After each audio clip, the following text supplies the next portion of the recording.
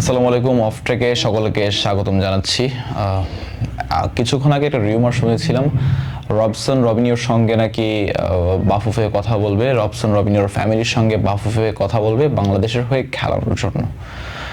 এখন বাংলাদেশ ফুটবল টিমের বর্তমান যা অবস্থা, আগের থেকে অনেক উন্নতি হয়েছে, তবে কিছু জায়গায় ল্যাকিংস আছে। সেসব ল্যাকিংসগুলো সরানোর জন্য কিছু প্লেয়ারদেরকে সাব করা উচিত, কিছু প্লেয়ারদেরকে রেগুলার প্লেইং 11-এ খেলানো উচিত। আচ্ছা, এখন হুট করে রবসন রবিনিওর প্রসঙ্গ থেকে কেন বাংলাদেশ টিমে ঢুকে গেলাম, এটা এখন ব্যাখ্যা করছি। রবসন রবিনিওকে আপনারা সবাই চিনেন, ব্রাজিলিয়ান ফরওয়ার্ড, বাংলাদেশে বসুন্ধরা কিংসের হয়ে খেলে গেছেন। এখন ব্রাজিলের প্রথম বিভাগের ক্লাবের হয়ে খেলছেন, সে দলের অধিনায়ক নেইমারের বিপক্ষে খেলছেন।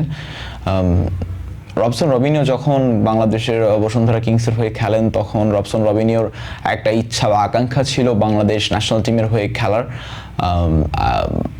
এফসি কর্তৃক বা ফিফা কর্তৃক একটা অনুমোদন লাইসেন্স ছিল যে সেই দেশের হয়ে মিনিমাম 9 বছর খেলতে হবে, তাহলে সেই দলের যেই সিটিজেনশিপ বা নাগরিকত্ব সেটা পাবে। আর হচ্ছে ওই দলের হয়ে যদি তিনি চান, ইচ্ছা প্রকাশ করেন, তাহলে তিনি খেলতে পারবেন। তবু এই ক্ষেত্রে ফিফার একটি অনুমোদন পত্র লাগবে এবং সেই দেশটির ছাড়পত্র লাগবে। এরপর বাংলাদেশ ফুটবল ফেডারেশন যখন এই 5ই আগস্টের পর বাংলাদেশ ফুটবল ফেডারেশনের কমিটি যখন নতুন করে গঠিত হলো, তখন যখন তাবিথ আওয়াল সাহেব ক্ষমতা হাতে নিলেন, তখন হচ্ছে বাংলাদেশি বংশোদ্ভূত ফুটবলারদের দিকে নজর দেওয়া শুরু করলেন। এবং ঠিক তখন থেকে এখন পর্যন্ত সেই বাংলাদেশি বংশোদ্ভূত ফুটবলারদের খোঁজ চলছে, তাদেরকে আনার প্রচেষ্টা চলছে এবং ইভেন কয়েকজন অনূর্ধ্ব-19, অনূর্ধ্ব-23 হচ্ছে ট্রায়াল দিয়েছেন। এদের মধ্যে অনেকেই টিকেছেন, আবার অনেকেই বাদ পড়ে গেছেন। অ্যান্ড ন্যাশনাল টিমে আপনারা দেখেছেন হামজা চৌধুরী, ফাহমিদুল ইসলাম, শামিদ সোম, ইনারা এসে খেলছেন এবং এর আগে এসেছেন জামাল ভুঁইয়া, তারিক কাজী এবং কাজিম শাহ। এখন বলি মেইন কাহিনী। যখন এই রিউমারটা অতিরিক্ত পরিমাণে ছড়ায়, তখন হচ্ছে আমি একবার রবসন রবিনিওর ইনস্টা আইডিতে ঢুকেছিলাম আসলে দেখার জন্য, কারণ যে কোনো প্লেয়ারের সাথে কোনো কন্ট্রাক্ট হলে বা কন্ট্রাক্ট কথাবার্তা চলতে থাকলে তখন সেই আপডেটটা ওই প্লেয়ার হচ্ছে ইনস্টাগ্রাম বা ফেসবুকে নিজেদের প্রোফাইলে দেন। তো আমি সেটা দেখার জন্য আমি রবসন রবিনিওর ইনস্টা অ্যাকাউন্টে ঢুকি এবং দেন ওইখানে রবসন রবিনিও নিজে একটা স্টোরি শেয়ার করেন। সেই স্টোরিতে লেখা থাকেন যে আমি জানি অনেকে আপনারা আমাকে ভালোবাসেন, তবে বাংলাদেশ ফুটবল ফেডারেশন থেকে আমার সঙ্গে কোনো রকম কোনো যোগাযোগ হয়নি এবং এটা একেবারে fake news. So Bangladesh football federation থেকে এখন পর্যন্ত রবসন রবিনিওর সাথে কোনো প্রকার যোগাযোগ হয়নি, আর হচ্ছে হবেও না। কারণটা হচ্ছে আগে বাংলাদেশে যারা লিগ খেলে গেছে বিদেশি ফুটবলাররা, তাদের একটা খেলানোর প্রচেষ্টা ছিল। এর মধ্যে প্রথম বৈদেশি ফুটবলার হচ্ছে এলিটা কিংসলে, নাইজেরিয়ান ফরওয়ার্ড। তার খেলাটা এবং তিনি যখন ক্লাবে খেললেন এবং তিনি যখন ন্যাশনাল টিমে জাস্ট গুটি কয়েক ম্যাচ খেললেন, এরপর হচ্ছে তাদের উপর থেকে আস্থা হারানো শুরু হলো আস্তে আস্তে। কজ তাদের খেলার কম্বিনেশনের সাথে বাংলাদেশের ফুটবলারদের খেলার কম্বিনেশনে তেমন একটা কোনো মিল ছিল না বা তারা মানিয়ে নিতে পারছিল না। এখন যাও ফুটবলাররা উন্নত হয়েছেন, শামিদ সোম, হামজা চৌধুরী, ফাহমিদুল ইসলাম, তাদের পাস কিছুটা হলেও বুঝছেন, একেবারে পুরোপুরি বুঝছেন না। তবে এলিটা কিংসলেকে জাস্ট কয়েকটা ম্যাচ সুযোগ দেওয়া হয়েছে। এত আর্লি একটা ন্যাশনাল টিমে একটা প্লেয়ারকে গুটি কয়েক ম্যাচ খেলানো এবং এরপর সাবস্টিটিউট হিসেবে নামানো, আপনি ওই প্লেয়ারকে কিছু বুঝতে পারবেন না। সো ওই প্লেয়ারটাকে একটা বছর দলের সঙ্গে পুরোটা রাখা উচিত ছিল এবং পরবর্তীতে যখন আরও ইন্টারন্যাশনাল ম্যাচ হয় বাংলাদেশ দলের, তখন এলিটা কিংসলেকে বেঞ্চ করিয়ে রাখা হয়। এরপর আর এলিটা কিংসলেকে ন্যাশনাল টিমে দেখা যায় না। সো বাংলাদেশ ন্যাশনাল টিমে এলিটা কিংসলে খুব সম্ভবত 2 থেকে 3টি ম্যাচ খেলেছে, সাব হিসেবে নেমেছেন 3-4টিতে এরকম হবে। এরপর এলিটা কিংসলের নামগন্ধ এখন সবাই ভুলে গেছে। যদি রবসন রবিনিও বাংলাদেশে আসেন, তাহলে আমার মনে হয় না রবসন রবিনিও একাদশের সুযোগ পাবেন, কারণ কিউবা মিচেল আসছেন, এর মধ্যে আবার রোনান সুলিভান আছেন, কাভান সুলিভান, কুইন সুলিভানের ভাই রোনান সুলিভান, তাকেও আনার কথা চলছে।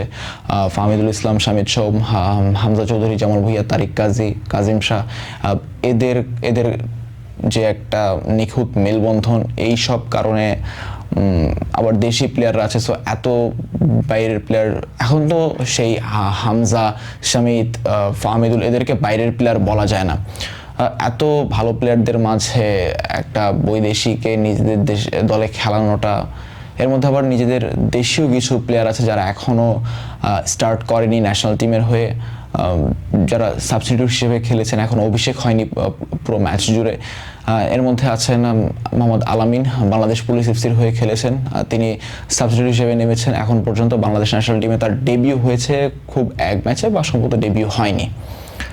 তো রবসন রবিনের সঙ্গে কোনো আলাপ আলোচনায় যাচ্ছে না বাংলাদেশ ফুটবল ফেডারেশন, সেটা আপনারা ধরে রাখুন। আর যদিও যায় তাহলে সেইটা হইতে পারে ক্লাবের জন্য, আর একেবারেই যদি বাংলাদেশ ফুটবল ফেডারেশনের দরকার পড়ে রবসন রবিনিওকে, তাহলে আপনারা নেক্সট আপডেট জানতে পারবেন। তবে এখন পর্যন্ত আপনারা ধরে রাখুন রবসন রবিনোর সঙ্গে কোনো আলাপ আলোচনা যাচ্ছে না।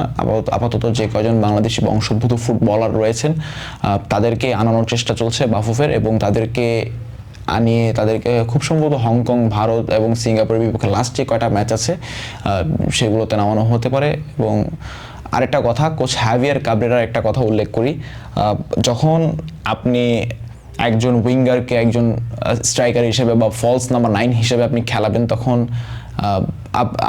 আমাদের বুঝতে হবে আপনার ভিতরে ফুটবলের সেই সীমিত জ্ঞানটা নেই। আমি জানি কোচ হাভিয়ার কাবরেরার আমার থেকে বেশি জ্ঞান, তাই তিনি বাংলাদেশ ন্যাশনাল টিমের কোচ। তবে একটা স্প্যানিশ ক্লাবের কোচিং ছেড়ে যে লোকটা বাংলাদেশ ন্যাশনাল টিমে এসেছে, তার অ্যাটলিস্ট কোচিং বা তার মাইন্ড সেটআপটা এরকম হওয়া উচিত না। তার মাইন্ড সেটআপটা একটু ইন্টারন্যাশনাল লেভেলের হওয়া উচিত। তিনি ঠিকমতো প্লেয়ার সাবস্টিটিউট করছেন না, তিনি ঠিকমতো প্লেয়ারদের অবস্থান বুঝিয়ে দিচ্ছেন না, যে যার মতো পারছে খেলছে। আর সবচেয়ে বড় কথা হচ্ছে তিনি তার পছন্দের যে ফুটবলারটা তাকে খেলাচ্ছে দিনের পর দিন, ম্যাচের পর ম্যাচ, তার কোনো পারফরমেন্স না থাকা সত্ত্বেও। গত ম্যাচে রাকিব হোসেনকে দেখলাম, তিনি একজন উইঙ্গার হিসেবে খেলেও তিনি হচ্ছে সেন্টার ফরওয়ার্ড হিসেবে খেলেছেন। মানে তিনি উইঙ্গার হিসেবে খেলেন ক্লাবে, তিনি সেন্টার ফরওয়ার্ড খেলছেন ন্যাশনাল টিমে, ফলস নাম্বার 9 হিসেবে তাকে খেলাচ্ছে। কিন্তু তিনি ফলস নাম্বার 9-এ একেবারে পারফেক্ট নন। তিনি ফলস নাম্বার 9-এ একের পর এক গোল মিস করে যাচ্ছেন, শট ঠিক মতো কাজে লাগাতে পারছেন না। এক কথায় নিকোলাস জ্যাকসন। সেই গত ম্যাচেই আমরা দেখলাম যে রাকিব হোসেন শিফট করলেন, সেন্টার ফরওয়ার্ড থেকে শিফট করলেন রাইট ব্যাক হিসেবে। ভাই কেন? আপনার কি ডিফেন্ডার অভাব পড়েছে? আপনি একজন স্ট্রাইকারকে আপনি ডিফেন্ডার হিসেবে খেলাচ্ছেন? Make some sense. আমার মনে হয় না এখন আর বাংলাদেশ ন্যাশনাল টিমকে কোচিং করানোর মতো অবস্থায় আপনি আছেন। সো যত you can leave Bangladesh football team, কারণ এখন বাংলাদেশ দলের উন্নত মানের কোচ দরকার, নট ইউ। যখন জেমিডে ছিল তখন বাংলাদেশ ভালো একটা পর্যায়ে ছিল, বাট আপনার আন্ডার আসার পর থেকে বাংলাদেশের অবস্থা একেবারে তলানিতে চলে গেছে। So that's it from my side. Thank you so much for watching my videos.